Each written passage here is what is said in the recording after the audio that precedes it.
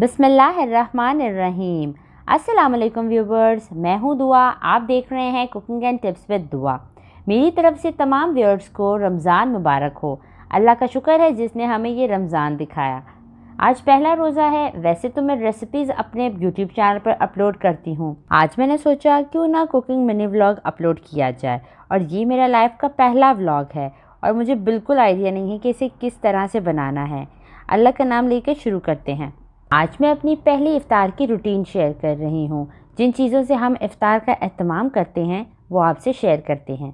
Introduction देते हुए मैंने फ्रूट्स काट लिए थे। आज मैं बिल्कुल सिंपल फ्रूट चाट बना रही हूँ। अगर आपका दिल करे क्रीमी फ्रूट चाट खाने को तो उसकी रेसिपी मैंने अपने यूट्यूब चैनल पर अपलोड की है, आप वहाँ से जाके देख सकते हैं। फ्रूट काट लिया था और उसके बाद मैंने उसमें चाट मसाला डाला, थोड़ी सी काली मिर्ची, थोड़ा सा लेमन जूस डाल के अब मैं उसे मिक्स कर रही हूँ। तो ये फ्रूट चाट हमारी बिल्कुल रेडी है। रमज़ान हो और दस्तरखान पर पकोड़े ना हो ऐसा तो पॉसिबल ही नहीं है, इसीलिए पकोड़े बनाने के लिए बेसन घोल लेते हैं। हमारे घर में आलू के पकोड़े ज़्यादा शौक से खाए जाते हैं। इंशाल्लाह आपके साथ बहुत जल्द पकोड़ों की मज़ीद रेसिपीज़ भी शेयर करूँगी, लेकिन आज सिर्फ आलू के पकोड़े बनाऊँगी। 3 चम्मच मैंने बेसन के ले लिए हैं। अब इसमें मैं ग्रीन चिली पेस्ट डालूँगी 2 टीस्पून। लाल मसाला हम नहीं डालते, हमारे यहाँ नहीं डाला जाता।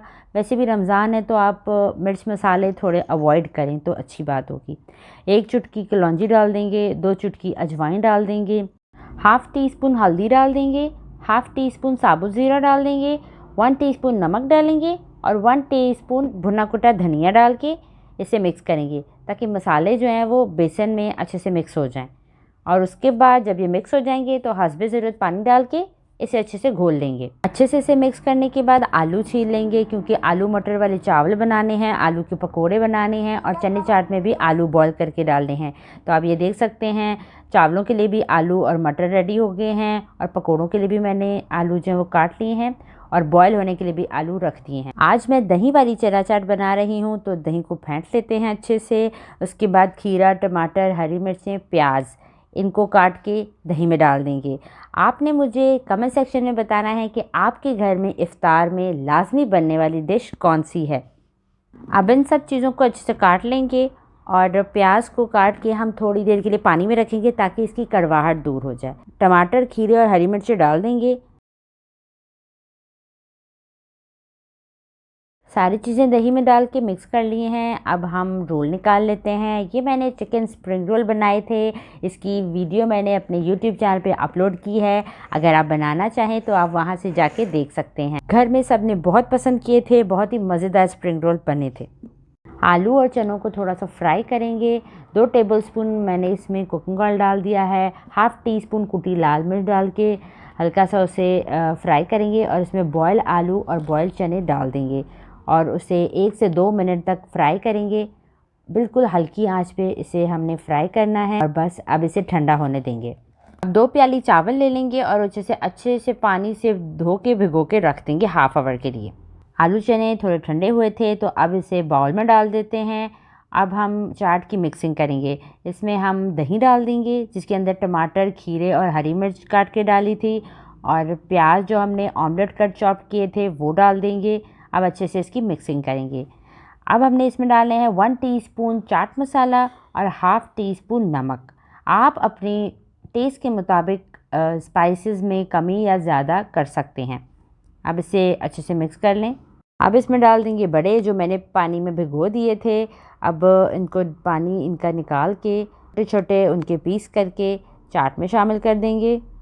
अच्छे से इनका पहले पानी निकाल लेंगे और फिर इन्हें चाट में शामिल कर देंगे। अब ये चटनी, ये तो बहुत ही मज़ेदार चटनी है। इमली की खट्टी मीठी चटनी, ये अमूमन हर घर में बनती है, बहुत पसंद की जाती है। और अब इसमें हरा धनिया काट के डाल देंगे, इससे ये गार्निशिंग के लिए है। और इसमें अब पापड़ी डाल देंगे। तो ये हमारी जो चाट है वो बिल्कुल रेडी है। पकोड़े फ्राई करने के लिए एक कढ़ाई में कुकिंग ऑयल डाल देंगे और ऑयल को गर्म होने देंगे। एक एक करके आलूओं को बैटर में डिप करेंगे और ऑयल में डालते जाएंगे फ्राइंग के लिए। आपको ये वीडियो पसंद आए तो उसे लाइक करें, अपने फ्रेंड्स एंड फैमिली के साथ ज़्यादा से ज़्यादा शेयर करें। आलू के पकोड़े जब तक फ्राई हो रहे हैं, साथ ही में प्याज भी फ्राई हो रहे हैं, क्योंकि मैंने आलू मटर के चावल बनाने। मैं इफ्तार करने के बाद सहरी तक कुछ नहीं खाती, लेकिन चावल बना लेती हूँ कि अगर घर में किसी को भूख लगे तो खा लें, क्योंकि ये लाइट से होते हैं। प्याज ब्राउन करने के बाद उसमें पानी डाल देंगे थोड़ा सा, और फिर उसे ढक के थोड़ी देर के लिए पकाएंगे ताकि प्याज़ों का कलर निकल आए। और फिर इसमें सारे मसाले डाल देंगे। मैंने इसमें हरा मसाला डाला है, धनिया पाउडर, कलौंजी, अजवाइन और नमक। अब इसमें आलू और मटर डाल के भून लेंगे। भूनने के बाद इसमें 2 गिलास पानी डाल देंगे और आलू मटर को अच्छे से गलाएंगे, और फिर इसमें चावल डाल देंगे। आलू के पकोड़े फ्राई हो चुके हैं, अब इन्हें निकाल लेते हैं। मेरी मेहनत से बनी वीडियोस को लाइक करें, अपने फ्रेंड्स एंड फैमिली के साथ ज़्यादा से ज़्यादा शेयर करें, और मेरे channel cooking and tips with दुआ को सब्सक्राइब करें। सब्सक्राइब के बटन के साथ ही जो बेल का आइकन है उसे भी ज़रूर दबाएं, ताकि मेरी हर आने वाली न्यू वीडियो आपको सबसे पहले देखने को मिले। जैसे कि आपने देखा कि रोल भी हमने डाल दिए थे फ्राइंग के लिए, और रोल भी बिल्कुल अच्छे से फ्राई हो चुके हैं। चावल मैंने दम पे रखे थे, अब उन्हें देख लेते हैं।